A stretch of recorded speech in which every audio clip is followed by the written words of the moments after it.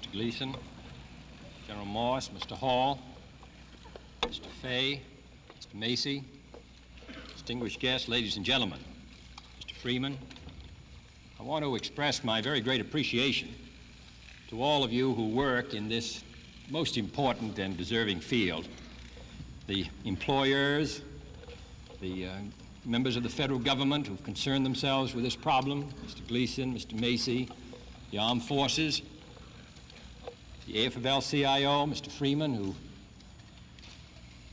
has worked very tirelessly in this matter, the members of the President's Commission, who've devoted a good deal of their time, and also to all those across the country.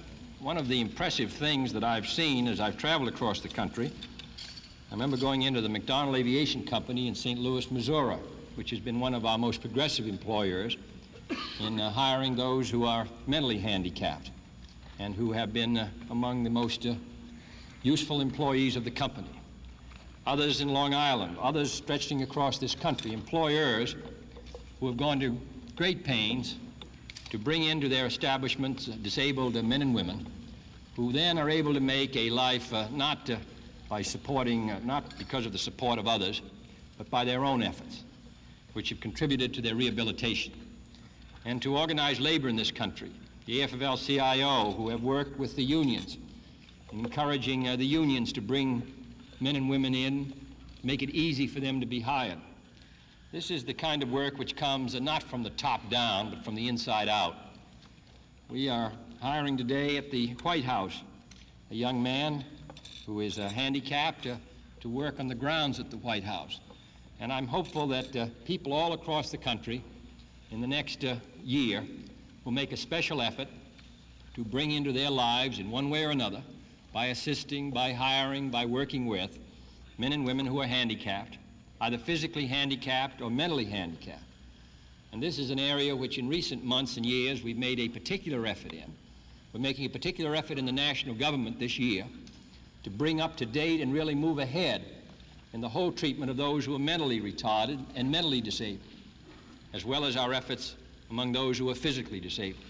As I've said before, I see no reason why this very rich country of ours should have 3 out of 100 of our children mentally retarded, mentally disabled, while Sweden, which is not any more prosperous than we are, but is more concerned perhaps than we've been, has only 1 out of 100. So this effort which we're all making, from in the government, in the cities, in the states, in the employers, in the unions, this great cooperative effort to make a part of our community, a part of our country, a part of our lives for those who have been less fortunate is deserving of the best you have. I want to congratulate all of you who are doing something about it, not merely talking about it. All the problems that this country has could be solved in a whole variety of ways if all of our citizens would just pick one project and give their time to it, whether it's helping those who are mentally or physically retarded, whether it's helping young boys or girls who are in difficulty with the law, whether it's entertaining foreign students, whether it's holding out a hand to one group or another. This can be done much better by our citizens than by the national government. And I want to express my commendation to one group of our society here today who are doing something about it and who deserve the appreciation, not of the country, because they deserve that, but I think that most of all, they get the satisfaction themselves of recognizing that the obligations of citizenship and the pride in their country makes them want to look out beyond their own lives. So I'm delighted to be here today. I congratulate you all.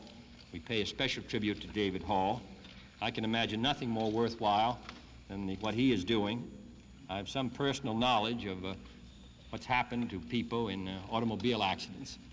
If they would have some recognition of how long is the difficulty, the time they saved they would realize is very unimportant. So that we're glad to honor him and we admire him. There's a lot of acts of courage which are done in the flash of a moment, but the most commendable and admirable acts of courage are those which go on day in, day out, month in, month out, year in and year out. He has shown it, many of you have shown it, the General has shown it, and I'm glad to be among those who live it. Thank you very much.